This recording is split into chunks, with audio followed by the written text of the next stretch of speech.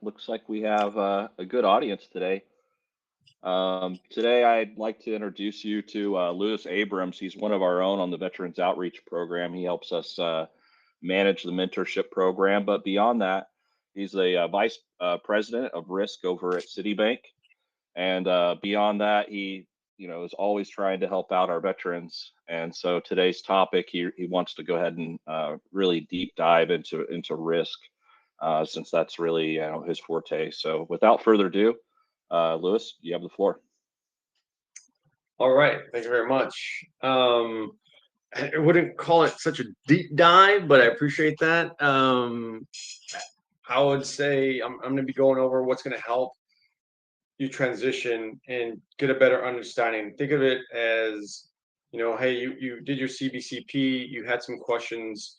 I'm going to try to answer those. I'm going to try to help reduce that uncertainty for that imposter syndrome that we all get. And then I'm going to say, hey, look, this is my focus that I've done at a bank. So anything that goes beyond that, it's going to be out of my scope. And I highly recommend that if anybody is on the line that can talk to it, well, when I try to relate it to the military, please do so and jump in. So let me go ahead and hit the next slide. All right, so I'm going to be talking about risk to continuity, just to have some clarifications, because we're going to see, in the job market, enterprise resilience, operational risk, operational resilience, crisis management. We're going to see business continuity, emergency management. You're like, what is all the difference? Then we're going to go into governance, risk, and compliance. It's just going to be a single slide that I'll kind of give some definitions over that. A risk overview and risk management life cycle, and then finance and non-financial risks. All right, so going on the next slide. Well, before I do that, I got a question for the group, and I'll be looking left to look at the questions, but does anybody know the military publications for risk management?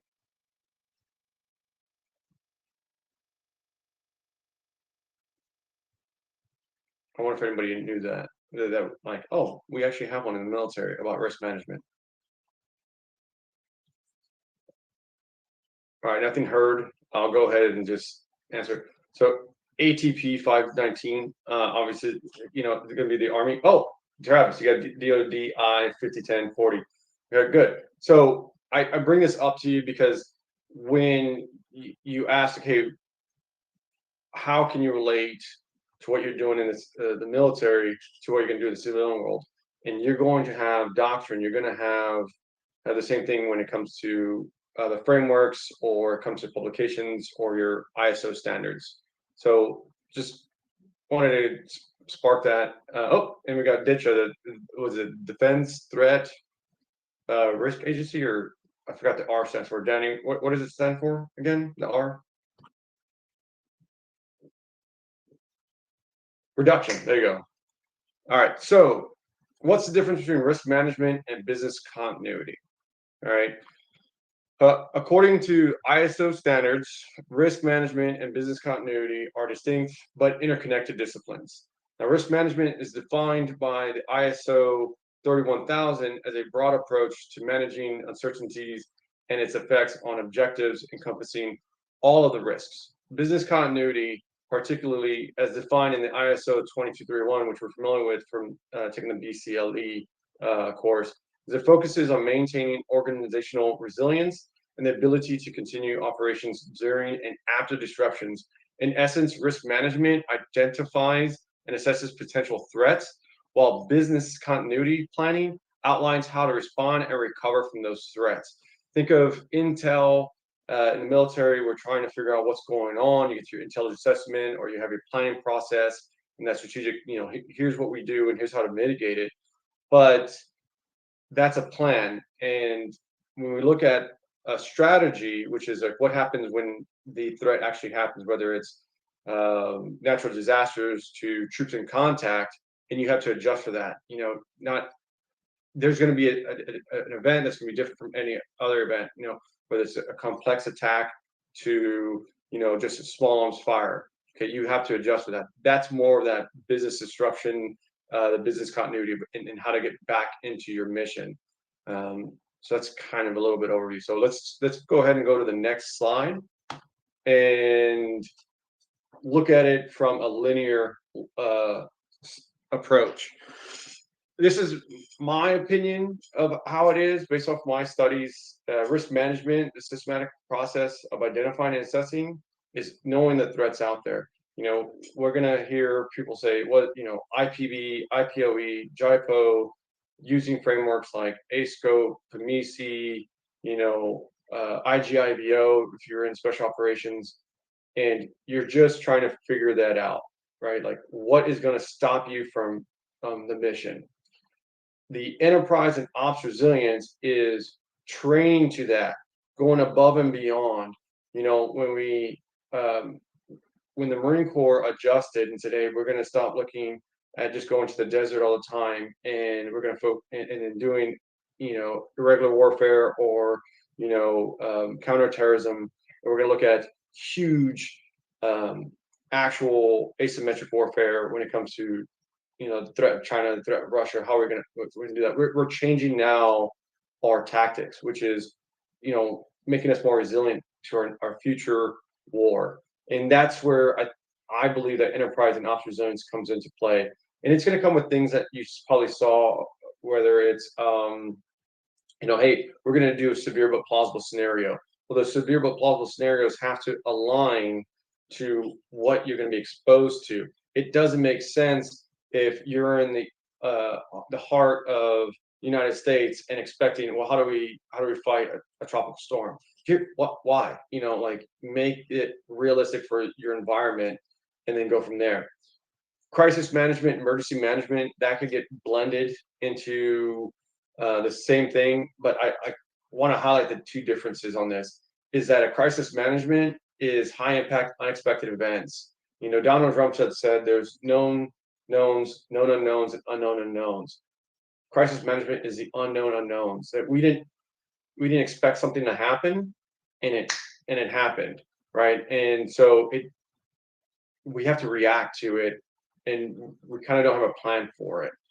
But then emergency management is, we can slightly prepare for it. We're responding to recovery incidents, threat of life, property, and the environment, to focus on natural or human-made disasters. So we can talk more about that later on if anybody has any questions. To me, this is not my bailiwick, meaning I'm not the subject matter expert on it on the outside world, but that's how I see it. And crisis management is going to be on spot and also reactionary, while emergency management, you can still prepare for it. And continuity, as I mentioned, the planning of execution and processes to ensure critical functions return to normal operations. You'll probably hear this as business as usual in the private sector, or that's common terminology out here in the finance world, is business as usual. ATMs went down. How do we get them back up? All right, here's our strategy. Here's our plan. Now that we fixed the data center, and now they're up. Yep, that's BAU. Thank you, and all good. You'll hear RTO, RPO. You'll additional things you might hear when it comes to the finance world is ITOL, the impact tolerance, or maximum time, is a MTD of disruptions. And it's like, okay, how do we get back to everything just working normal?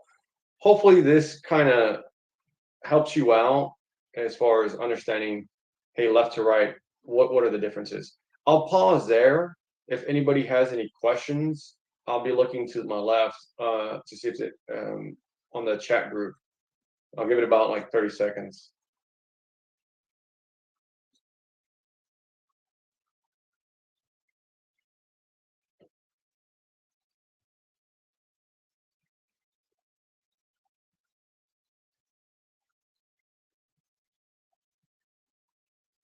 All right, nothing heard. I'm going to be moving on.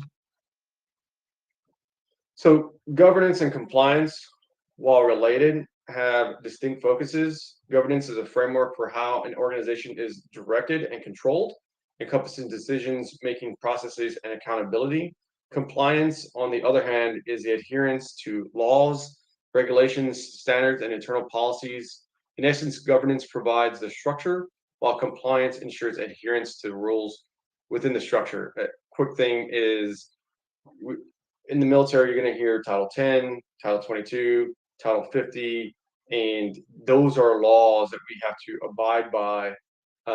When you get into the banking side, or in certain in the financial regulation side, you'll hear additional things like FRB. You'll hear Presidential Policy Directive 21, and I'll talk to you about that later on. I like to think of it as compliance is a minimum standard, right? That's surviving the audit, while resilience is thriving, and that requires you to have good governance. That's when your SOPs are like just cutting the mustard of what you need to do to meet mission success. And then, when it talks about risk, it's going to be that event of potential to cause loss or harm or organization. And that is a broad statement. You're going to hear, from my point of view, hey, here's internal risk, external risk, financial risk, operational risk, or non-financial risk. And an organization can make these categories up that fits their needs, which goes with you call them local command procedures or SOPs. Just because one unit it has the same amount of like infantrymen, reconnaissance, intel, whatever in this location doesn't mean it needs to operate the same in another location with a different mission set. So they're going to be able to provide what helps them out. All right. I'm going to go more into what I mean by this as far as definition goes. So governance, its focus is establishing the overall direction and oversight and accountability of an organization. The scope of it is that includes setting strategic goals, defining decision-making processes. And we probably hear that a lot in the military, is decision-making processes, reducing those insurgencies. Okay, those are good keywords to use whether on your resume or in that interview. And then ensuring ethical conduct. I think that is something that we do pretty well in the military.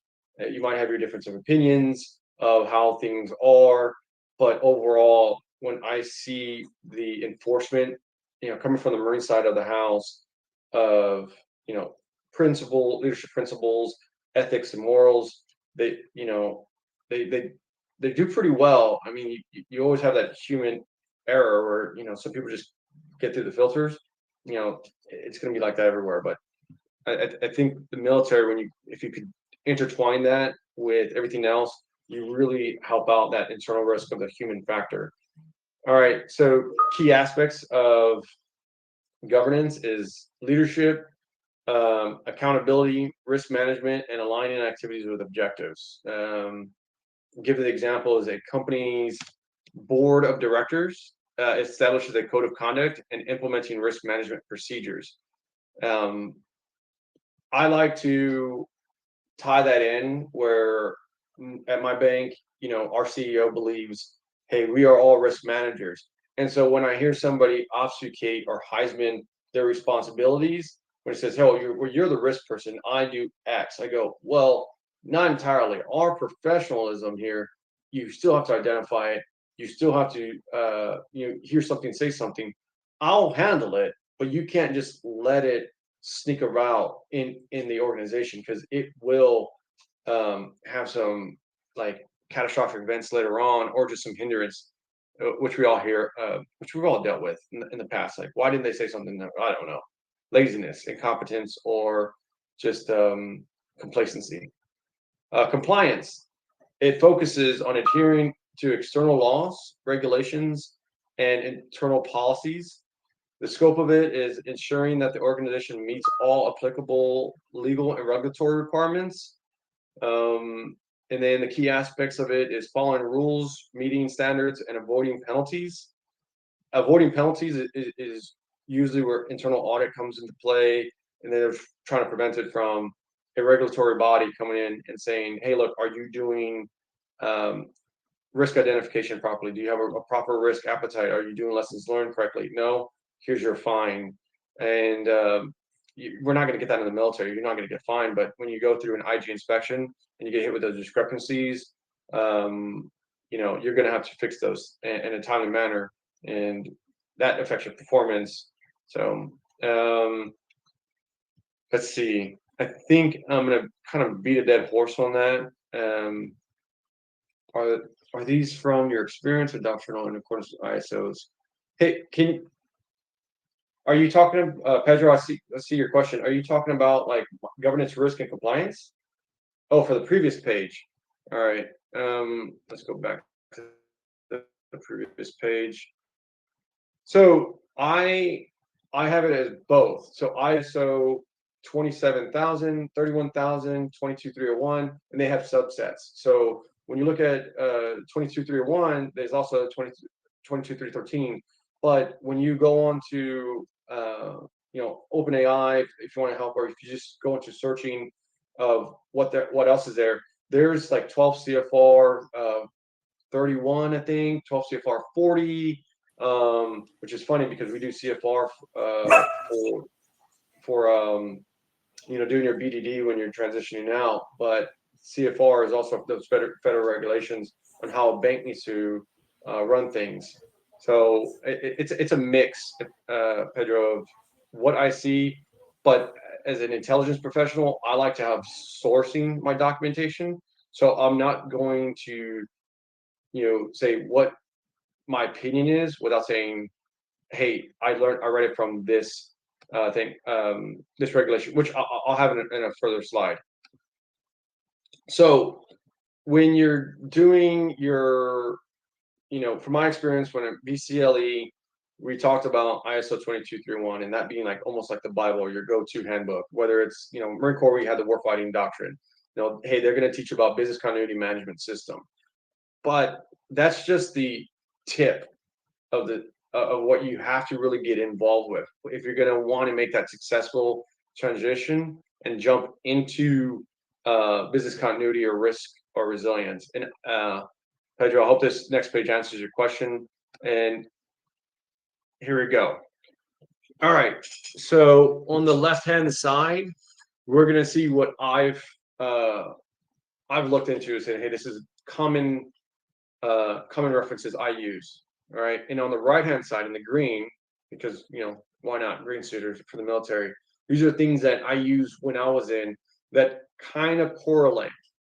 I use this as a tool when I was doing my interviews of saying, yes, I conducted business continuity. However, I didn't do it in the standards of ISO 22301 or 313. I was using it in accordance with Joint Publications 2 Intelligence. Where they are similar is using, named area of interest or using some sort of doctrinal term and graphic to the doctrinal term and graphic on the left-hand side. Talking to my leadership after getting hired, they said, we really like that you became prepared and you were able to talk about it. Because you're in your career, if you go through and you end up being, let's just say you do emergency management, you work for an insurance company, you're not touching FFIEC, or you're not touching OCC or CFR, but that doesn't mean that there's not doctrine or regulations that you have to abide by. So if you do want to make that transition and say, I want to get into the finance world, you can say, hey, look, this is what it relates to. So at least you have that leverage versus saying, I don't know what that is. So it's going to take you to do your homework to know what that organization that you want to jump to uses and what you're using currently. I think this is a good plan that I use on my resume, where I use a lot of DoD references, because I didn't put down, I worked for the Marine Corps, I put down I worked for Department of Defense, and then I had them correlated. So that was good. I'll pause there. If anybody wants to send out some more questions, or if anybody has any comments. All right, banking, no OCC and FFIEC. Yes. All right, Samuel, what tools and programs do you use in the BC world? What did you have to learn as you transitioned into your current role supporting a financial institution? Can you tell me about what your relationship is with cybersecurity GRC team? All right. Tools and programs do you use in the BC world? So in my environment, I'm not actually conducting business continuity. That is going to be the first line of defense. I fall in the second line of defense. Second line of defense provides credible challenge. The way I look at it is I'm the inspector, but not audit. I am, if you're a Marine, I'm the seven that helps out with the Muse to get certified to conduct their missions. So it's like whoever that governing body is that says like, yeah, you went to CAX or you went to Twin and Palms or you went to Barstow or wherever you had to go to prior to deployment to say you are doing your basics and you're meeting your advanced level requirements to actually go into deployment and conduct those missions. I do that. So I will review business recovery plans. I'll review the business continuity plans, critical application plans, and kind of pull back on that string. Like, where does it go to? Let me see your severe but plausible scenario. How did you manage to provide your vulnerabilities and then prevent them from occurring if you could, whether it's avoiding, reducing, accepting, transfer work. So there are many tools out there. One of them is Fusion. That's at my bank. And then what did you have to learn to transition in your current role supporting a financial institution? I actually did a couple things. One thing that helped me out with my transition is at the end of the day, it's your core routines. It's what defines you. I enjoyed finance, and so being an Intel nerd, I said, let me go on and figure out what counter threat finance is. Let me find out what it is. JKO, Joint Knowledge Online, if they still have it, SOCOM provides a basic and advanced courses for that. Take it. Take that. It's a certification. Yeah, it might be something that you do in like 8-10 hours, but don't just click through it. Learn about it. Talk about it. Troy University at the time I was applied had an MBA and it had a concentration in global business and international finance. LinkedIn Learning Premium has a bunch of courses on risk mitigation, risk management in the finance world. And when in the interviews, they said, hey, you don't really have that, making experience. What do you think? I explained to them, like, what you're going to get out of me is somebody that has eagerness to learn, somebody who has the discipline to understand, what it's going to take, and being humble about that. I'm going to have a lot to learn and quick.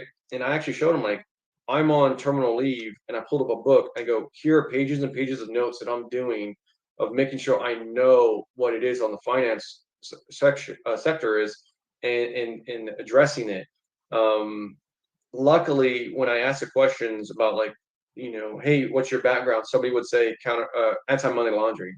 So a lot of AML analysts will jump into risk, and I explained to them AML is preventing criminal activity at your bank, but when you report it to the Department of Treasury, who's the lead in anti-money laundering and counterfeit finance, they then give it to SOCOM, who's the lead in the DoD world for counterfeit finance. And if we have to action it, or we use FBI to action it, depending on where it lands on and then whose roles and responsibility falls underneath. They like that I was able to articulate myself in that way, even though I had no experience. Going back up, transition. Can you tell me Oh, about the relationship? Oh, what's listen, up? yeah, I just wanted to expand on something that you touched on when we're talking about first, second, and third line of defenses. Um, every organization is different, and it's important for you to understand that. But what I'll say is that understand what the first, second, and third line of defense means, right? Audit's going to be your third line of defense. Second would be more of your policies and programs. And then, first line of defense is really rolling up your sleeves and responding to an active crisis or emergency management type of scenario. But for Lewis, he operates in the second line of defense. I I also operate in the second line of defense, but I also move in and out of the first, second, and third. So it really depends on your organization. And I'll give you a prime example of that. When it comes to like hurricane response, we're the first line of defense. But when it comes to the rest of our processes across the bank, we're primarily in the second line of defense. And my team is in business continuity. So just understand that every single organization is going to be different. You might be postured to be more security centric. Maybe you have corporate security as a part of your team. You might have a GSOC attached to you, or you might be embedded with them. And then maybe you're in business continuity, and they don't even touch corporate security. So, for my job, I'm heavy in cybersecurity as well. So I'm attached to the hip at them, but that doesn't mean that organization will be. And in Lewis's case, he's not. So just understand there's subtle differences. So if you can figure out, a pulse on the company that you're trying to get hired for, when you look at those job requirements on those listings, you're going to see some of that Venn diagram of maybe we're heavier on the IT side, maybe we're heavier on the policy side. For Lewis, he's heavier on the policy side. So there it is. I digress. No, thanks for that clarification. And to answer your last question, Sam, it's cybersecurity GRC teams. My relationship with them is very little when it comes to them. I do work on understanding cybersecurity, but we have so many teams. With my bank, we're so global that they create so many organizations. We try to collaborate as much as possible, but sometimes you're just gonna hear like somebody else is taking care of that, and you just got to worry about like you doing your credible challenge. But I do have some contacts. If you are curious about cybersecurity, I put my LinkedIn connection with me on the group chat. Hit me up if that's what you're into. Like, hey, I want to do enterprise resilience, but I also want to have that cybersecurity flavor. I'll connect you with some people. Moving down, slides availability again. Connect with me. I know they're recording the video, and you can rewatch it again. However, having it probably just being able to digest it better. I don't mind sending it out, unless DRI will. I don't know, but get with me if you want it. All right, moving on. Let's go ahead. I probably unclicked out of the group. All right, risk management life cycles. Now, I'm going to let you know that there's multiple ways to skin a cat. These are random ones I pulled out, but they're going to have some commonalities, right? The first one is always to identify and to detect and document risks that could impact objectives. And you want to measure or assess them by quantifying or qualifying the risk likelihood and impact. We're going to monitor it, continuously track risk indicators and metrics and triggers, and control it, which is going to be mitigate the implementation of the action to reduce the risk to an acceptable level, and then report it, which is communications, escalate that documentation, disclose those risks, and the stakeholders to the decision makers. So this is pretty much like when you hear life cycles or frameworks, and you go, oh, like it's in a bank or it's in this environment, it's like, at the end of the day, it's almost like saying OODA loop, right? But adding report back to the boss. You observe, you orient, you decide, you act, and then you just keep good comms. So we have them in the military. So that's finding which flavor one you like, and then talking about it. It's going to be on you. So I'll give you a good example. Planning, the joint planning process.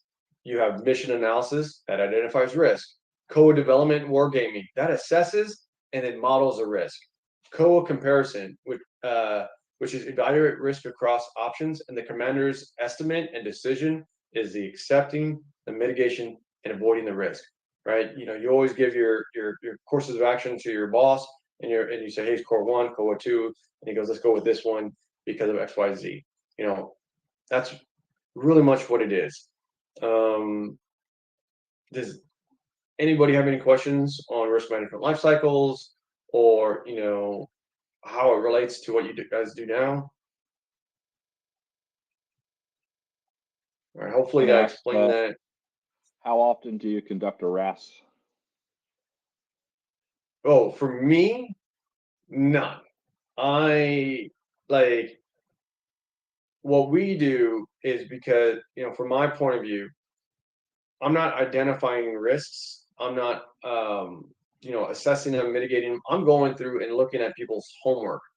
And if I look and I, you know, I did a review, right? And I look at Japan. Well, Japan has a regulatory body where if you do anti-money laundering, what's your backup plan if your critical application to do that breaks down?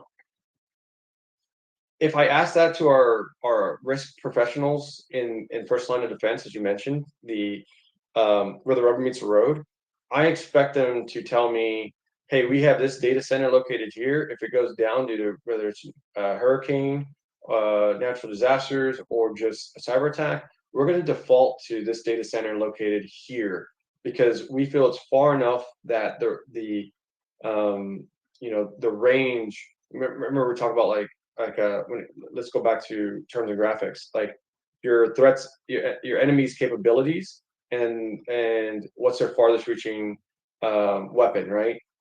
If you explain to me that way, that builds confidence that you have a solid plan in your recovery plan. And then I said, well, how do you know something's going to come up? Well, we get our intelligence from this organization, or we use this news reporting, or we know our risk appetite and thresholds. And if they could explain to me that ecosystem of problem solving, and they align it to the our procedures, policies, standards, hey, that's good to go. I write my review saying, hey, they know how to fight. They're ready. They've really sharpened their teeth, and they're ready to bite down hard if they get something done. I'm talking to my boss about saying, like, let's do that for ourselves here in Tampa, a self-evaluation of like what would be our business impact analysis, what would we do as and see if we could create that gold standard and then use that as a reference tool, because I'd hate to be the one that says like, hey, why are you not running 18 minutes and 3 miles when I'm huffing and puffing, at 26 miles or something like that. And the human's like, dude, no, dude, if you want to be able to tell people what to do, you gotta you gotta be able to emulate that. So you want to And fell you just over to data center? Yeah. Go ahead. you just What's up, you Keith? just touched you just touched on BIA. So what I'll say is what I was referring to earlier when I said RAS is your risk assessment survey, right? So your business impact analysis is going to be more on your business continuity side, and your risk assessment survey will be, conducted once a year also, but that's more on your risk side. So for Lewis's position, Okay. he's just ensuring that those first line of defense people in risk are really assessing and posturing themselves accordingly. So again, he's truly on the second line of defense. He's just ensuring that everybody's doing what they're supposed to. But at the first line of defense, they're going to be looking at posturing and gathering that information of probability and occurrence on those risks assessments. And then when you go into the financial risk, you start to get into some of those formulas of liquidity and all that other stuff. Yeah. When you say RAS, again, you're gonna hear this a lot, like acronyms. I hear this acronyms, initialisms. They're all gonna be different from look at. So when you said RAS, I'm thinking of something else. We're calling it like just a self-assessment, and then under above it we'll have like operational resilience, maturity, assurance. But then they want to change it now to resilience assurance program, something like. And so like check on that one what you meant by that. But yeah, all right, okay. I see Travis said talk about failovers to data centers that's outside the blast radius, disaster if all possible. So I'm going to be moving on. Next slide. All right, we were kind of already we talked about that. What do they have in common? Do they resemble anything you have to use? And then if you asked about it, what examples could you give with the BC mindset? We kind of touched it when I talked about the mission analysis, the code development, the planning, similar across the board. All right, so let's get into some things. non-financial risk and financial risk. The way I look at it is infantry, right? Like they're the ones that plant the flags. They're the ones that gain ground. They're the ones from the Marine Corps side of the house. They're the bread and butter. Okay, but if you take everybody else that has to support it, it is so much bigger, right? So much bigger. So much requirements to have them shoot, maneuver, communicate. You know, they have to have good comm. They have to have intel. They have to have supply. They have to have logistics. They have, you know, so you're going to see more, in my opinion, on the non-financial side. And then, you know, and you could, these are just some that I grabbed at a high level. As I mentioned before, you can, you know, you'll have organizations off create extra ones, right? Based off what they do. And like, I don't know, Keith, do you have anything that's called model risk on your side of the house? And if it's not called model risk, what is it called? It's essentially like how your playbook is. Yeah, exactly. Yeah, we do. But yeah, we delineate just as you have it laid out, similar to this. Okay.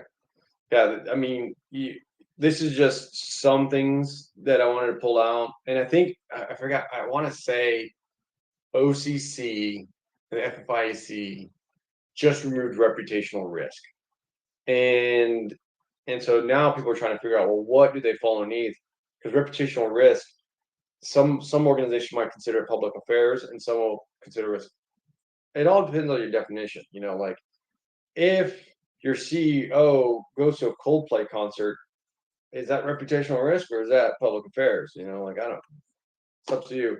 If you are Coca-Cola or Pepsi in a country in Africa, and you find out the sugar you're pulling from has child slavery, it might be, you know, I'm sure it's going against some laws and some regulations. That'd be reputational risk, you know. So yeah, yeah.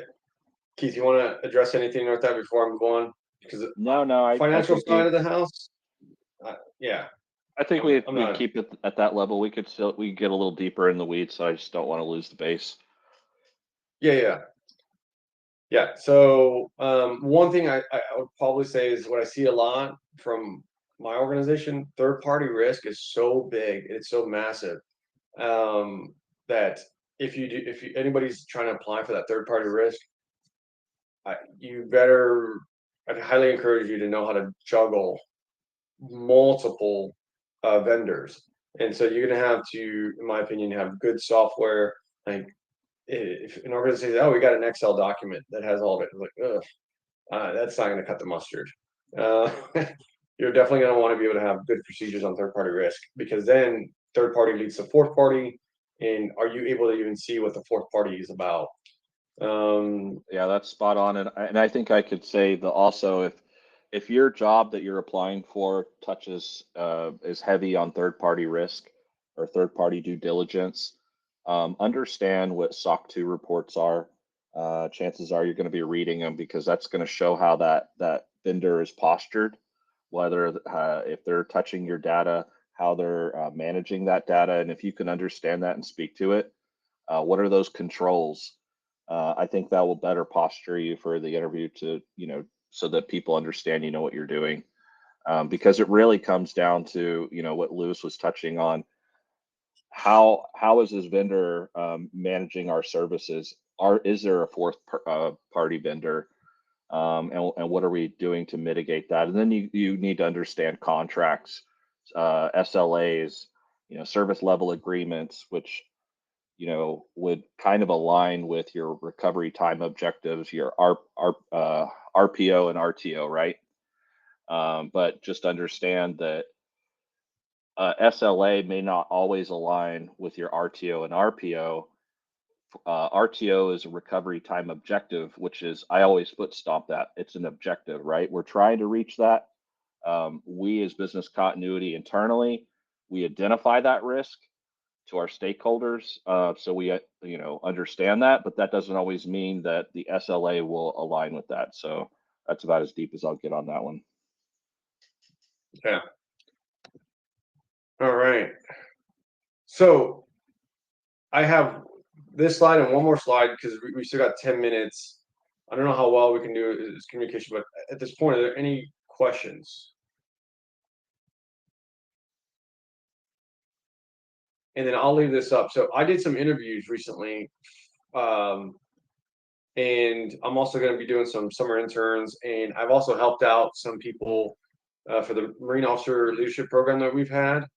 And some of the questions I came up with my team. Let's go ahead and I'd say, can you tell me in your own words the difference between continuity, business continuity and operational risk and enterprise resilience? My expectations would be, hey, talk about the first lines of defense, talk about the left to the right and how everybody works. Talk about the standards that we have. If somebody knew the difference between 22301, 31000, 27000, like that's building my confidence up. So these are some of the interview questions I'd have that I would try to like quickly just say, all right, do I want this person or not? If they don't know that to me, those are the basics. And then I start lowering down their tier if I want them or not.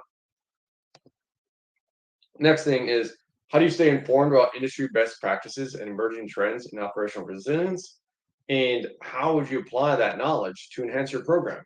So this is a question I had, and something that I'd expect is in the UK, they came out with DORA, which was the Digital Operational Resilience Act. And it talks about like, hey, how does data management work? How are we going to implement all these new things, especially with cybersecurity? If somebody says, hey, I stay abreast of this at my current organization, we talk about that. We're talking about like regulatory requirements in the US. We really don't have any that goes into details as Hong Kong, MOS would have it. But we do have the CFR, we do have the PPD, and then we could say, at the basic principles, here's how to have a good program. And then if somebody told me, how do you enhance your program? It's never resting on your laurels, always knowing that if new policies come into play, how can you quickly update your records and then test it out with your team and to be proficient at it. Yeah. How do you assess? Oh, go ahead. I'd say to answer that question from my perspective, how do you stay on top of best practices?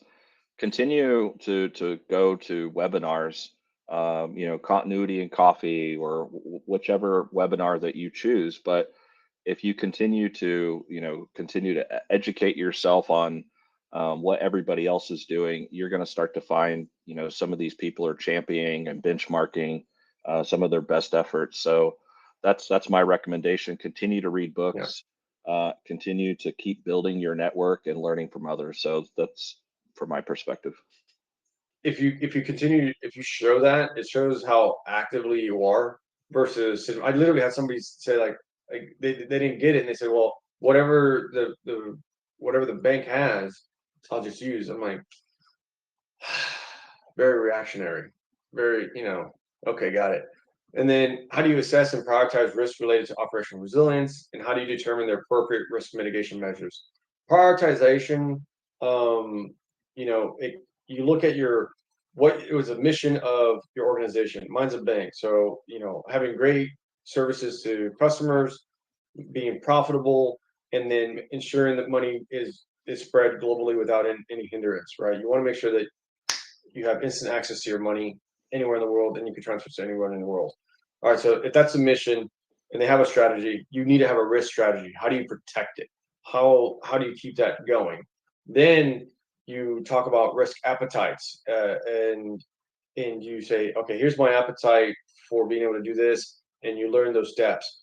Reducing, avoiding, transferring, accepting. There's positive ones and the negative ones. Whatever your organization has it, that's how you set it. Just like your CCIRs, your commanders, critical information requirements. Those are already prioritized in a number order. And then when it comes to the intel side of the world, you have your priority intelligence requirements and your intelligence requirements. Well, how do they all? Why is one prior to another one? Well, because it addresses this specific mission that's the closest that we need to do to accomplish, the higher mission. And if you can, articulate that path and connect the dots, that's awesome. And then, when you talk about those measures, if you say our organic capabilities is this, well, we can't do that because we're only a $10 billion company versus something that's bigger. So therefore, we have third parties. These third parties do this. You want to be able to really address every concern you can. You're not going to know everything, but what you do know, you want to be that really, really Johnny on the spot of being able to articulate that. Call it being subject matter expert. So, all right. This role requires strong communication, collaboration skills. Describe a time that you had to effectively communicate complex technical information to a non-technical audience. Um, my example that I used was people like to say covert instead of clandestine when whether it's special operations, whether it's reconnaissance or intelligence. And I had explained to them, hey, I understand that you're using the word covert, but you'll never get the mission approval because under Title 10, Section 3093, covert actions require presidential funding through the CIA, and it only allows joint special operations to be involved if the CIA is involved. But I still want you to make the mission. So we're going to address your concerns by using clandestine for their organic capabilities, and I am going to use the actual proper regulations for that. In the military, they say, "Oh, okay, got it." And I use that example there in my interview, saying, if you understand your doctrine and you understand, how to get mission accomplishment through these policies that actually help you get mission accomplishment, that's strong communication skills. And then you can go for everybody has experienced that. But that was one of the things I wanted to know when somebody talks about strong communications, and it's really addressing your leadership, getting that stake leader, or the stakeholders or leadership buy-in, being calm and collected. If you sound like Captain America from Generation Kill, you're not going to go as far as somebody who's calm and collective, like General Mattis in Operational Phantom Fury. So, again, my opinions based off my experience on these, and I'm more than happy to talk more about it if you want to reach out to me on LinkedIn. And then tell me your the most recent successful project. Describe the difficulties and how you overcame them. If there are no difficulties, what made it above reproach? I could, go into more examples. However, we're at 58 minutes. I want to be, conservative of your time. I want to be able to see, hey, Keith, if you got anything else to say, or if anybody in the group chat has any questions, let's take advantage of that over me running my suck. No, this has been great, and I think one of the key pieces for a lot of transitioning members is assimilation, and over again from your presentation, what I saw is that you're constantly comparing and contrasting between what you knew out of the military and what the corporation standards are. So you did a lot of homework. You're very relentless and deep diving and figuring out what's the lingo. If this acronym is over here, what do we call it here at this company?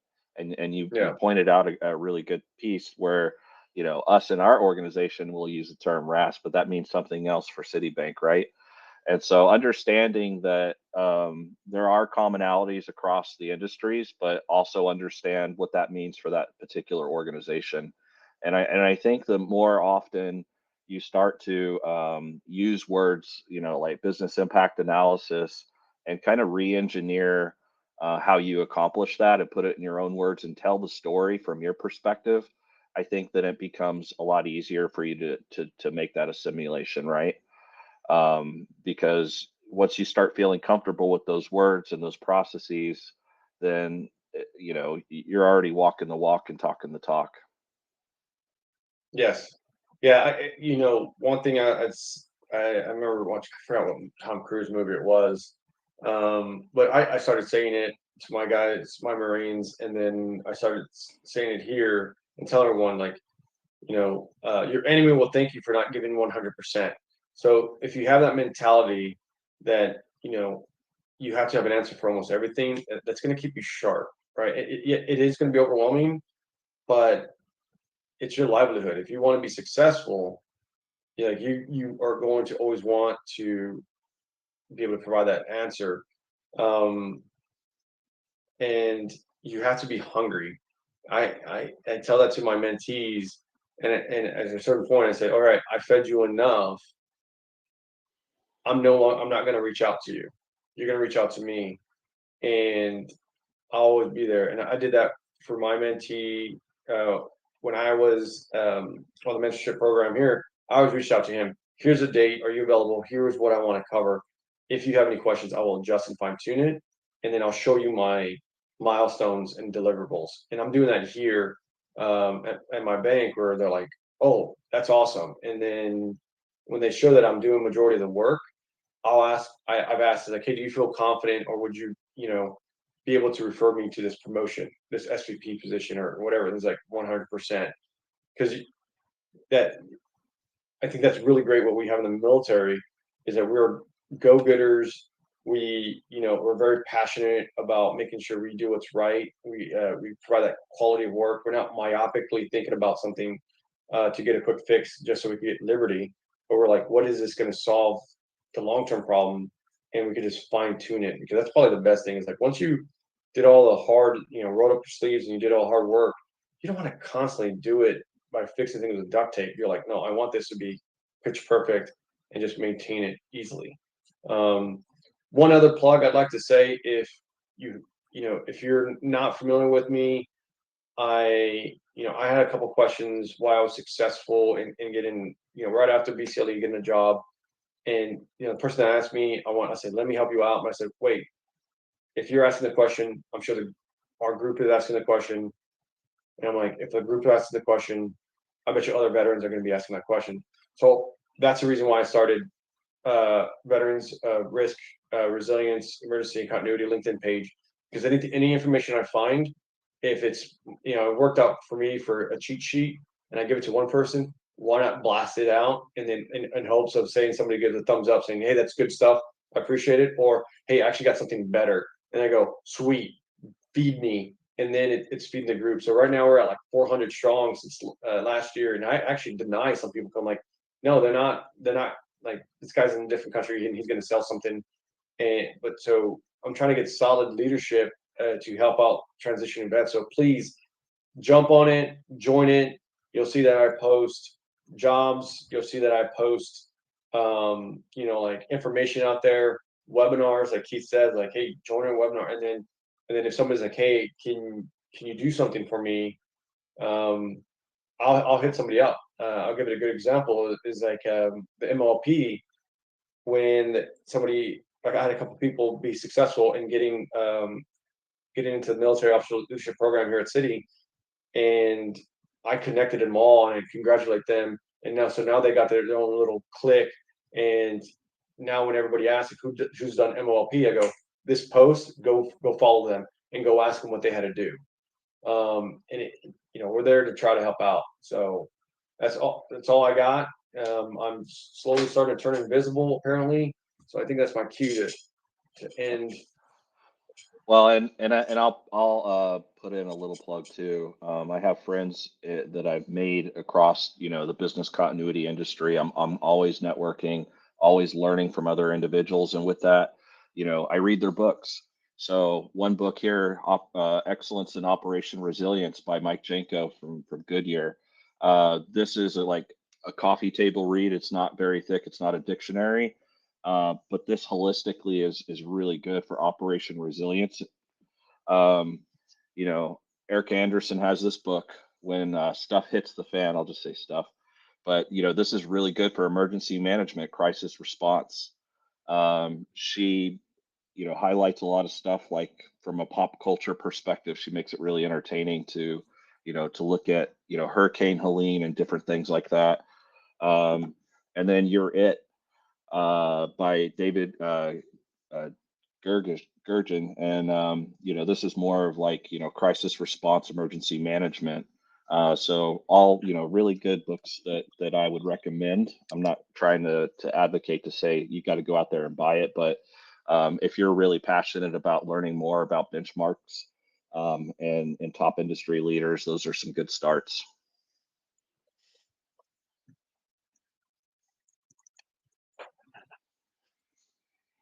So, yeah, I just want to say thank you, Lewis. That was a great perspective. I think reading from the chat, there's a lot of good feedback. I think a lot of people enjoyed this, and so again, what I'll say is, if you guys think of questions after the fact, you can hit up Lewis or myself. We're always happy to help. Yeah, I think veterans, for some reason, we all come from, it's just different. Once you get out, you want to really help each other out. So, by all means, pay it forward, and it'll be worth your while. So, I appreciate everyone's time. With that, I guess you're calling it, right? Yep, that's it.